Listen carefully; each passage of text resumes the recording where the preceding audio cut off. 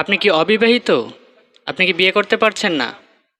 তাহলে এই সুবর্ণ সুযোগ নিয়ে এলো এই কুরবানির আসন্ন ঈদ। এ কথাগুলো আমি বলছি না, এই কথাগুলো বলছে আমাদের শাইখ। চলুন শাইখের ভিডিওটা দেখে আসি। বিয়ে করার জন্য একেবারে পারফেক্ট টাইম হচ্ছে এই কুরবানির ঈদ। শাইখ বলছে যে বিয়ে করার জন্য এই পারফেক্ট টাইম হচ্ছে এই কুরবানির ঈদ। তারপর শুনি কি বলছে উনি।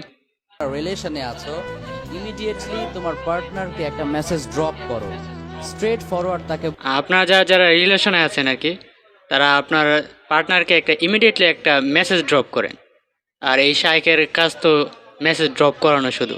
তো আপনারা মেসেজ ড্রপ করুন। বলো, জান আল্লাহর জমিনে থেকে তার খেয়ে তার সাথে অনেক নাফরমানি করেছে, আর করতে চাই না। বাঁচবো তোমার সাথে, মরবো তোমার সাথে,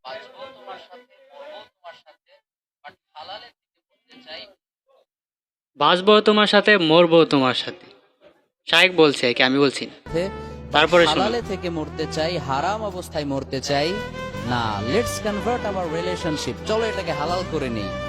আল্লাহর উপর ভরসা করে তুমি যদি হারামকে হালালে কনভার্ট করো, আল্লাহর কসম করে বলি তিনি তোমাকে অবশ্যই সাহায্য করবেন ইনশাআল্লাহ। So brothers, take this message seriously.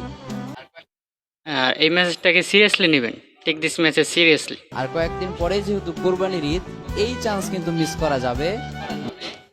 এই চান্স মিস করা যাবে না। যারা যারা অবিবাহিত আছেন, এই কোরবানি ঈদের এই চান্স কিন্তু মিস করা যাবে না। তারপরে শুনুন। না, এই কোরবানির ঈদে তুমি যদি বিয়ে করো তাহলে এক্সট্রা তেমন খরচও করতে হবে না। কোরবানি এক্সট্রা তেমন কোনো খরচ লাগবে না। এই কোরবানির গোস্ত দিয়ে অলিমার কাছে হারাই ফেলতে পারবেন। সুবর্ণ সুযোগ, মিস করবেন না কিন্তু কেউ।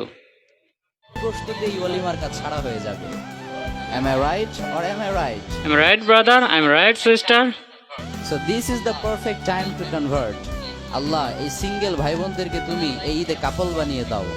তাদের লাইফে এমন perfect and permanent life partner drop করো যাদেরকে পেয়ে তারা দুনিয়া এবং আখিরাতে সফল হবে।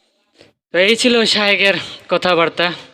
আমাদের এই ঘরোয়া শায়েক, টিকটকার হুজুর, টিকটকে এসে শুধু আবল তাবল করে ভাইরাল হওয়ার জন্য। এই শায়েককে, এই ঘরোয়া শায়েককে আপনারা সকলেই বয়কট করা উচিত। এই সকল লোকরাই ইসলামের সবচেয়ে বড় ক্ষতি করে। এইসব নামধারী আলেমরাই ইসলামের সবচেয়ে বড় শত্রু। তারা ইসলামের সবচেয়ে বড় ক্ষতি করছে তারাই। তাদের জন্যই আমাদের তরুণ প্রজন্মরা, তারা বিভিন্ন বড় বড় আলেমদেরকে জিজ্ঞেস করে আমরা কার কথা শুনবো। সবাই তো বিভ্রান্তমূলক কথা বলছে। এখানে এক হুজুর একটা বলছে, আরেক হুজুর একটা বলছে, টিকটকার হুজুর একটা বলছে।